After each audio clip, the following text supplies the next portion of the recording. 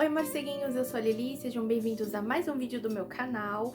Hoje a gente vai relembrar um filme da Disney por conta de um motivo muito triste. Em 2025, a partir de fevereiro, o Disney Channel não vai mais existir. E eu já ia falar sobre esse filme em questão mesmo, mas aí, cara, agora eu vou ter que falar de vários filmes da Disney, tudo antecipado pra gente relembrar a era boa da Disney, né? A geração que cresceu vendo todos os filmes teens da Disney e todos os desenhos também, infelizmente vai acabar. Vocês conhecem a banda militante da Disney? Em pleno 2024 a gente vai relembrar esse filme, com muita tristeza, né? Lemonade Mouth, gente. Um filme lançado no dia 15 de abril de 2011, no ano auge da Disney, né? É um filme que foi inspirado em um livro pelo Mark Peter, em 2007, e tem o mesmo nome, Lemonade Mouth, que conta a história de 5 adolescentes que têm problemas familiares e se juntam para formar uma banda e para dar voz aos oprimidos. Aonde que a gente já ouviu falar disso, né, gente? Em Rebelde. Só que a diferença é que aqui, esses 5 integrantes, eles não são rebeldes, eles têm só as suas questões familiares. O filme começa com a personagem Olivia narrando a história pra gente e apresentando os integrantes da banda, que são compostos pela Stella Riamada na guitarra, Will Wilford nos teclados, Amol no baixo, Charlie Delgado, que é o deus da bateria, e ela, Olivia White, no vocal. Ela é interpretada pela Bridget Mendler, que pra quem não se lembra, ela fez Boa Sorte Charlie, que também é da Disney, e também fez uma participação no Os Feiticeiros de Waverly Place, interpretando a namorada vampira do Justin. E também ela é cantora, pra quem não sabe.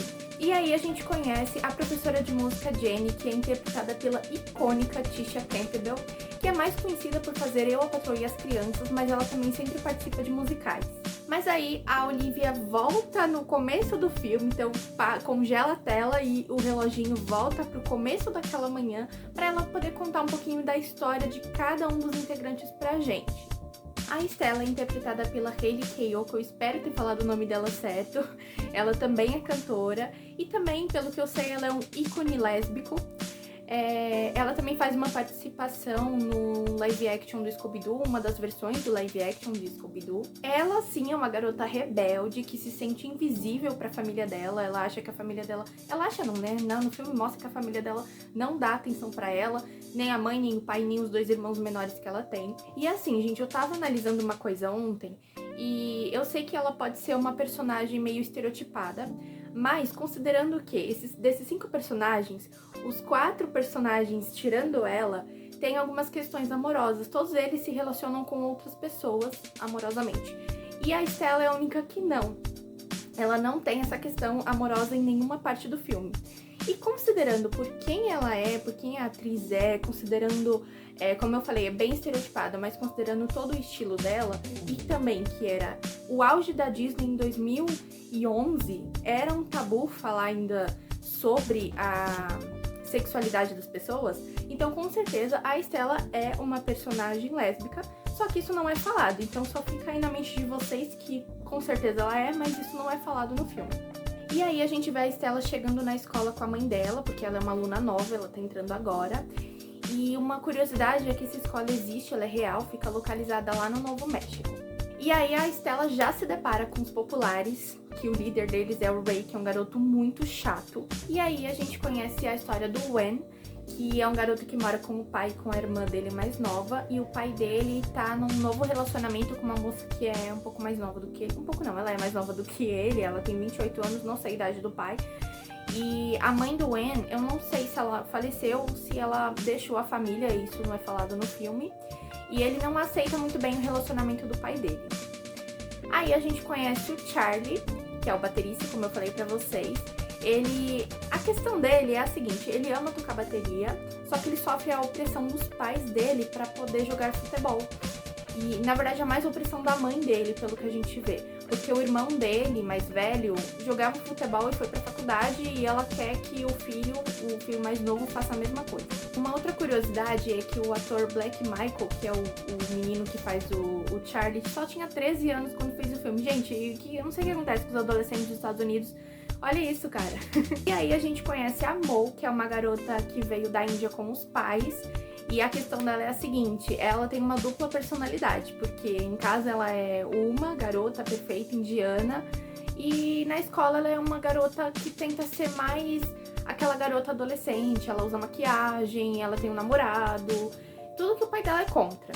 Inclusive o namorado dela é um dos meninos do grupo dos populares, só que esse menino pelo menos é bonzinho, eu gosto muito deles dois juntos. Ela é interpretada pela Naomi Scott, que fez Power Rangers em 2017. Ela também fez a Jasmine no live action do Aladdin em 2019. E pra quem não conhece ela também agora estreou o filme Sorria 2, ela é a protagonista do filme. Como eu falei, ela namora o Scott, que é um dos garotos populares da escola, e eles têm uma banda muito ruim chamada Band Light Crush. Aí a gente vê a Stella indo com a mãe dela conhecer o diretor da escola, e o diretor já reprime a camiseta dela porque tá escrito questione a autoridade. E aí a mãe dela dá um blazer pra ela cobrir, também que é um blazer que nem fecha, então nem ia conseguir cobrir, né, mas enfim.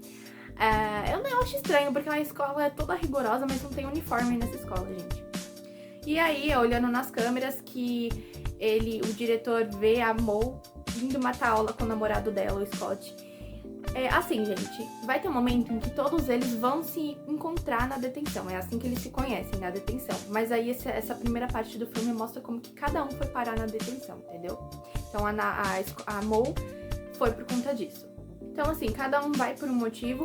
O Wen, por exemplo, ele vai porque, como eu falei, a namorada do pai dele tem 28 anos, e aí eles sem querer trocam os papéis lá, que ela ia levar pra faculdade e ele pra escola, e aí ela vai devolver e os meninos ficam azarando ela, e aí ele acaba respondendo pro professor e vai pra detenção. A Mo, como eu falei, vai pelo motivo de ter ido matar aula com o Scott.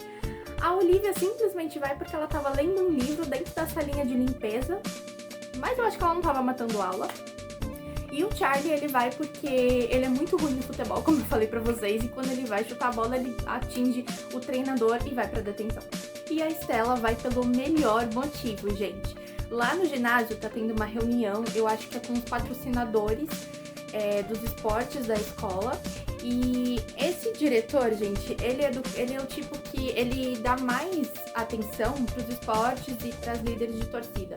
Agora, pra tudo que envolve arte, ele é um pouco contra, tanto que ele joga tudo lá no porão da escola, todas essas áreas aí. E aí ele tá falando que ele quer ter alunos confiantes na escola dele. E a Stella, quando ela vai sentar na arquibancada, ela treta com as meninas populares porque elas queriam sentar e queriam que a Stella saísse, e a Stella não abaixou a cabeça pra elas. E aí o diretor começa a falar que ele quer alunos confiantes e ela simplesmente levanta e fala, então você quer aluno confiante? Vamos mostrar aqui. Aí ela abre o blazer dela, tira a blusa dela pra mostrar a camiseta dela e começa a falar pras pessoas da escola levantar, não abaixar a cabeça pro diretor, porque é pros alunos usarem a voz deles. Começa a fazer um monte de discurso, tem muita gente que aplaude. E aí ela vai pra detenção por isso. E aí é na detenção que ela conhece o submundo, que é assim que eles chamam todas essas áreas de artes que eu falei que o diretor coloca lá no porão da escola. Então tem o jornal, tem o teatro, tudo que envolve arte. E aí, gente, rola aquela cena em que antes de entrar na detenção, todos eles pegam uma limonada, como se fosse a conexão de todos os integrantes, antes deles se conhecerem na detenção, né? E aí, a professora de música tem uma hora que ela sai da sala, que é essa sala da detenção, pra ir conversar com o diretor, e ela manda eles, ao invés de ficar sem fazer nada na detenção, pra eles limparem toda a sala de música. E aí, na brincadeira ali, eles começam a fazer graça, quando vai ver, já estão cantando uma música improvisada, que a Olivia começa a cantar, eles começam a fazer umas batidinhas ali, e sai a primeira música, gente. A professora até chega e fala pra eles fazerem uma banda, que isso foi demais, que com certeza o diretor vai ter que engolir, mas eles ficam meio assim, cada um vai pra sua casa depois. Mas na casa deles, eles ficam com aquela musiquinha na cabeça. Chegando em casa, a Olivia mora com a avó dela, e no livro fala que a mãe dela abandonou ela, mas no filme fala que a mãe dela faleceu. E o pai dela a gente vai falar dele depois. E aí ela tem uma velhinha que a mãe dela deixou pra ela que tá muito doentinha. Aí você fica meio... Aí o Wen vai pra casa e ele recusa cavalgar com o pai dele, porque a namorada do pai dele vai estar junto. Só pra vocês entenderem o quão distante que ele fica do pai, né? Então, só pra vocês entenderem as questões familiares que cada um tem. A Estela tá jantando com a família dela, né? Com os pais e com os irmãos. E ela tá com uma camiseta escrito Vegetarianos Arrasam. E aí, gente, só pra vocês entenderem o nível que, assim, eles não percebem ela mesmo. O pai dela pergunta, filha, desde quando você começou com esse negócio aí, né, de ser vegetariana? E ela fala, tem 4 meses. Tipo, cara, 4 meses, impossível, assim, impossível. A pessoa jantando junto, você não percebe que ela virou vegetariana. Não tem como.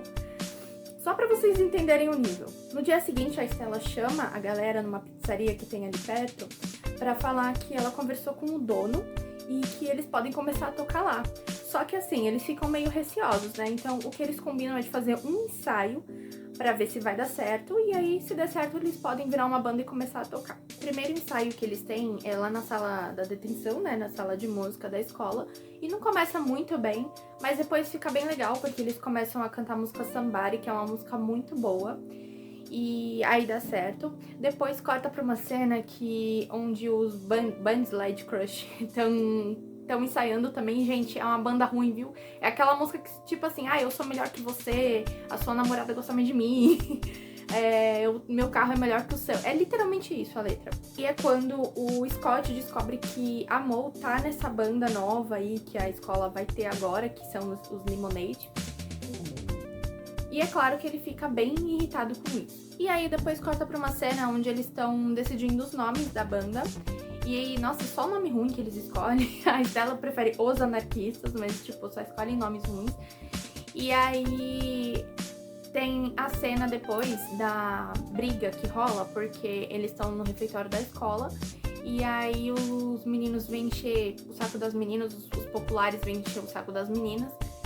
E aí os meninos entram pra defender, rola mó treta, rola mó briga. A Estela gospe limonada na cara do Ray. E aí, do nada, eles decidem colocar o nome da banda de Lemonade Malt por conta dessa briga. O Wen vai ensaiar na casa da Olivia com ela, só os dois. E aí rola um momentinho fofo entre eles. E dá pra ver nessa cena, gente, o quanto que a Olivia é solitária. Eu acho que ela é a personagem mais triste, a mais solitária entre eles. E a partir daí começa tudo a dar errado. Porque a máquina de limonada do porão vai ser retirada de lá.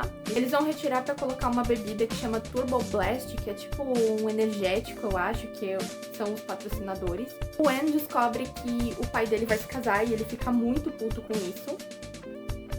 A Mo, quando vai ir pra academia... Não que ela vai pra academia, né? Ela tá passando pela academia e ela vê o namorado dela com uma menina, com a Julie, que é uma patricinha que não tem fala nenhuma no filme. E ainda pra ajudar, eles vão abrir a festa de Halloween da escola. E assim, né, primeira vez que eles vão cantar pro público e tudo mais. Mas é tudo certo, eles começam com a música Determinate, que é uma música muito boa, acho que é a melhor do filme, se eu não me engano, tem até uma dança. E até o diretor gosta, toda a escola gosta. Só que aí, gente, a segunda música que eles começam a cantar é uma música um pouco mais militante, porque a Estela começa a fazer um discurso sobre impedir que levem a máquina de limonada do porão. E aí, quando ela começa a fazer esse discurso sobre a opressão do diretor e tudo mais, o diretor fica muito irritado e desliga todos os equipamentos de luz, desliga toda a força, toda a energia da festa. No dia seguinte, a gente vê que o diretor quer acabar com essa banda, então eles proíbem eles de usarem os equipamentos, os instrumentos musicais da escola e tudo mais. Só que aí tem um garoto que ele faz um CD, o garoto do audiovisual, ele faz um CD da banda e começa a vender clandestinamente, só que ele repassa uma parte pro Wen. E aí, gente, eles começam a ficar famosos na escola. Todo mundo começa a considerar eles os novos populares e tudo mais. É bem legal. O diretor não pode perseguir eles em todos os cantos. Eles começam a tocar naquela pizzaria lá do começo. E aí a gente tem uma cena muito legal, que é a Mo cantando. Eu acho uma questão boa que não tem só uma vocalista, né? Porque a Olivia é a vocalista, mas ela não só canta, né? Todo mundo ali canta um pouquinho. Aí a gente vê a Mo cantando a música She's So Gone na pizzaria e o ex-namorado, né, dela chega e vê a cena de um cara, assim, afim dela, enquanto ela canta a música, é bem legal. Tava tudo indo bem até que aquela gatinha da Olivia, que tava bem velhinha já, ela morre. E aí ela falta na escola, todo mundo percebe e vai até a casa dela pra dar os seus sentimentos pra ela. Pra prestar os seus sentimentos pra ela. E aí eles ficam deitados na grama lá do quintal da Olivia. E aí cada um começa a falar como se sente sobre aquele tal probleminha familiar, sabe?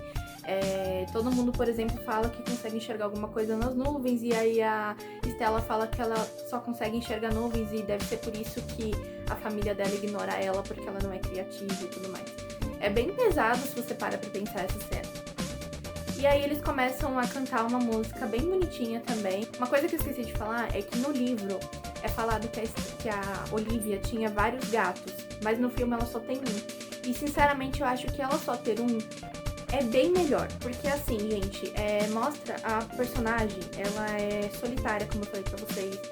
O pai dela tá longe, a mãe dela faleceu, ela só tem a avó dela, e a única coisa que ela tinha da mãe era essa única gatinha. Então se ela tivesse vários outros gatos, não ia ter o mesmo peso da gatinha dela falecendo do que só uma gatinha com ela, entende? Então eu acho que é bem melhor ela ter uma só. A Mo perdoa o Scott por ele ter sido um babaca, né? Não ter apoiado ela com a banda dela. Mas ela não volta com ele de início. E aí no dia seguinte a gente vê que a música deles começa a tocar na rádio. E aí pra gente pensar, agora vai dar tudo certo, né? Só que não, gente. Eles estão lá tocando na pizzaria e aí vem o Ray, aquele insuportável, começa a fazer uma guerra de comida, começa a insultar eles, vira uma guerra de comida, uma loucura. E daí pra frente é só pra trás, cara. Mas aí eles veem uma gota de esperança quando eles encontram na entrada, assim, da pizzaria, uma fachada com a foto deles, que não foi a pizzaria que colocou, foram os fãs, então eles começam a ter um pinguinho de esperança. Eu acho que eu não comentei com vocês, mas o Charlie, ele tem uma quedinha pela Mo. E aí ele vê a oportunidade de se declarar pra ela, ele se declara, mas ela dispensa ele, sutilmente, né? Mas ele fica puto e sai correndo. E aí, do nada, ela pega um resfriado, gente, do nada. Aí o Charlie, como tá irritado com isso, vai descontar a raiva dele na bateria e acaba quebrando 4 dedos. O Wen vai colocar um negócio, um quadro lá na parede com o pai dele pede pra ele ser padrinho do casamento, e aí ele se machuca, o quadro cai no olho dele e ele fica com o olho roxo, do nada. E a Olivia simplesmente fica sem voz, não é mostrado por quê, mas ela fica sem voz. Justo a cantora. A única que sai meio ilesa dessa é a Stella, que aparentemente tá ok. E aí rola uma cena bem engraçada, porque a Stella liga pra eles, pra ir encontrar com ela na porta da escola, porque ela tá na porta da escola fazendo um protesto pra não retirarem a máquina de limonada de lá. E aí ela tá sentada na rua, de perna de índio, assim, em frente ao caminhão, não deixando eles passar. E aí ela chama eles chegam, tipo, todo mundo acabado, ela pergunta: o que aconteceu com vocês? E aí os caras falam pra ela sair, mas ela não sai, então eles vão pegar ela à força, e aí todo mundo impede, né, os caras de mexerem com ela, e aí vai parar todo mundo na cadeia, do nada. Eles dão aquela discutida básica, né, entre amigos, já que eles estão numa pior na cadeia, esperando os familiares, mas aí logo eles se resolvem, adivinhem, com música. E aí é legal a cena quando os familiares chegam, porque a avó da Olivia fala pra ela: ô, minha querida, eu falei pra você se divertir, mas não era pra tanto, né? E aí é legal de ver, porque quem vai buscar o Wen, por exemplo, é a namorada do pai dele, e aí ele vem, abraça ela, tipo, ele percebe que ele também tá sendo um babaquinha. A mãe da Stella vem buscar ela, e aí ela fala pra ela, finalmente, assim, né, tipo: filha, olha só o que você fez, você começou uma banda, você começou um protesto, não sei o que lá, fala várias coisas assim. Então, tipo, dá pra perceber que a mãe da Olivia, a mãe da Stella, ela tava de olho na filha dela pelas coisas que ela tava fazendo, sabe? E a Mo, ela se resolve com o pai dela, falando que ela não é a filha perfeita indiana que ele queria, mas ela também não é uma garota adolescente, que ela tá ali entre os dois mundos, e que é pra ele confiar nela que vai dar tudo certo. E o Charlie, quem vai buscar ele na prisão é o irmão dele, que volta da faculdade.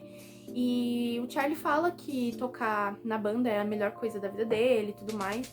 E aí eles vão contar pros pais deles juntos, porque o irmão dele parece que também não tá indo muito bem na faculdade, e eles vão contar juntos que eles não são perfeitos. Só que esse, galera, é bem o dia em que vai rolar a apresentação na escola das bandas, né? E aí a gente vê aquela banda ruim do Band-Aid Crush cantando, e todo mundo adora, não sei como. Aí vai o Lemonade lá cantar e dá tudo errado, né, gente? Porque o Wen não consegue enxergar direito, o Charlie não consegue tocar bateria, a Olivia tá sem voz, a única que tá ali é a Stella, conseguindo ali ter um pouquinho de alegria ainda. Mas aí eles não conseguem, e aí é o momento em que o Scott consegue se redimir com a Mo, porque aí ele larga a banda do Bunny Led Crush e começa a tentar ajudar ali com a guitarra dele. E eu acho bem legal que no final do filme ele entra pra banda do Lemonade. E aí é claro que eles não vencem aquela competição de banda, porque eles não conseguem cantar nada, mas aí nesse momento os fãs começam a cantar a música Determinate, como eu falei pra vocês. E aí eles percebem que tá suave, eles não precisam provar nada, sabe, pra escola, pra ninguém. A Mo acaba perdoando o Scott, né, como eu falei, ele consegue se redimir com ela. No livro, ela não fica com ele, ela dispensa ele mesmo e ela fica com o Charlie. Mas, sinceramente, gente, eu acho que ele conseguiu se redimir, eu acho eles dois muito fofos. Eu acho meio nada a ver ela com o Charlie. E aí o Charlie no filme fica com uma loirinha, dá a entender, né? Que ele fica com uma loirinha que desde o começo do filme mostrou... No começo não, né? Desde quando ele criou a banda. Que ela gostava sempre dele. E aí a gente vê o Wen dando pra Olivia uma gatinha, filhotinha, coisa mais fofa. E aí ela dá um abraço nele e dá a entender que eles ficam juntos no final, né? Que vocês sabem como que era a Disney naquela época, né? Não rolava um beijinho entre os casais.